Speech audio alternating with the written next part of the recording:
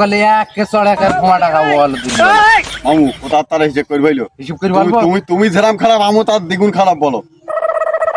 অনেকদিন ভেড়ির দিকে আসা হয় না, আজ কি তো আসলাম পাওনাদারে তো আমার আবার ঠিক ঠিকানা নেই, সমস্ত দিক টাকা পয়সা পাবে। আপনার নুর ইসলামের সামনে পড়ি না আজকে, এতে কি হবে নি ও সে নুর ইসলামের কিছু বই কোন জায়গায় যে পোলাবানি আজকে তার ঠিক ঠিকানা নেই। পথে ঘাটে চলতে গেলি এদিক ওদিক টাকা নি পথের দিক ঘুরে হাঁটতে হয়, বুঝিস না তোর আমি আর কতদিন বলবো তোর। আব্বা ওই দেখো রাশিদ বাবু টাকা পাবা না। মালের যে অনেকদিন পরে পাইছি আমি, আর খুঁজ দিস তো মনে মনে। বুঝিস এইবার দেখি ফেলাই খেতে খেতে করবানি।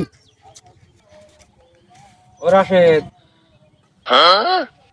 ঘাড় ফিরো কি এই মামু কি এই সে টাকাটা দেবার কথা তো আজকে না, তো তুমি তো বললি যে আমি দিচ্ছি, বললি যে এই 3 মাস হয়ে গেল তোমার লেনদেনের আনতে, আমি স্বপ্নেও বিশ্বাস করিনি তো আমি তোমার একটা ভালো ছেলে বলি ভাবতাম।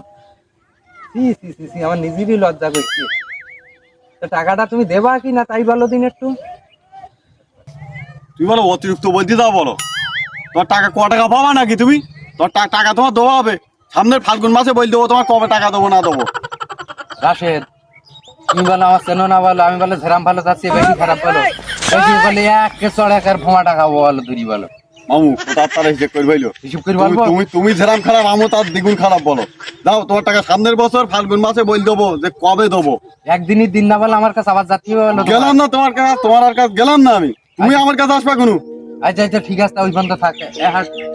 তোমার দেখি নেওয়ার, তোমার দেখি নেওয়ার।